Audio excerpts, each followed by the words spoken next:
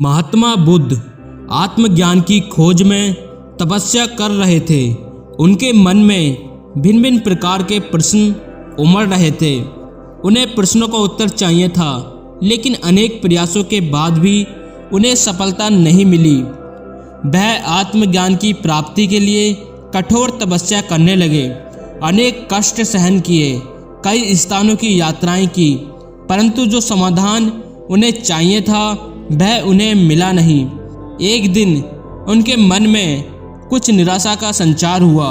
सोचने लगे, धन, माया, मोह और संसार की समस्त वस्तुओं का भी त्याग कर दिया, फिर भी आत्मज्ञान की प्राप्ति नहीं हुई। क्या मैं कभी आत्मज्ञान प्राप्त कर सकूंगा?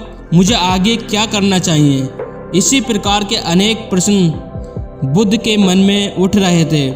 तपस्या में सफलता की कोई किरण दिखाई नहीं दे रही थी, और इधर बुद्ध ने प्रयासों में कोई कमी नहीं छोड़ी थी। वह उदास मन से इन्हीं प्रश्नों पर मंथन कर रहे थे। इसी दौरान उन्हें प्यास लगी। वे अपने आसन से उठे और जल पीने के लिए सरोवर के पास गए। वहाँ उन्होंने एक अद्भुत दृश्य देखा। एक गिलहरी मुंह में कोई फल लिए सरोवर के पास आई। फल उससे छूटकर सरोवर में गिर गया। गिलहरी ने देखा फल पानी की गहराई में जा रहा है। गिलहरी ने पानी में छलांग लगा दी।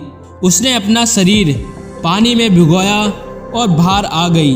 बाहर आकर उसने अपने शरीर पर लगा पानी झाड़ दिया और पुनः सरोवर में कूद गई। उसने यह क्रम जारी रखा। बुद्ध उसे देख रहे थे, लेकिन गिलहरी इस बात से अनजान थी। वह लगातार अपने काम में जुटी रही। बुद्ध सोचने लगे, ये कैसी गिलहरी है? सरोवर का जल यह कभी नहीं सुखा सकती, लेकिन इसने हिम्मत नहीं हारी। यह पूरी शक्ति लगाकर सरोवर को खाली करने में जुटी है। अचानक बुद्ध के मन में एक विचार का उदय हुआ। यह तो गिलहरी है, फिर भी अपने लक्ष्य को प्राप्त करने में जुटी है। मैं तो मनुष्य हूँ। आत्मज्ञान प्राप्त नहीं हुआ तो मन में निराशा के भाव आने लगे। मैं पुनः तपस्या में जुट जाऊंगा। इस प्रकार महात्मा बुद्ध ने गिलहरी से भी शिक्षा प्राप्त की और तपस्या में जुट गए।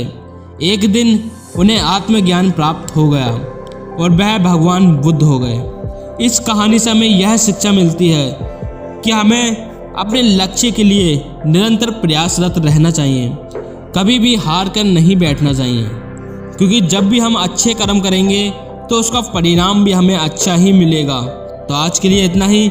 मिलते हैं कल एक नई ऊर्जा के साथ। परिवर्तन अब दूर नहीं।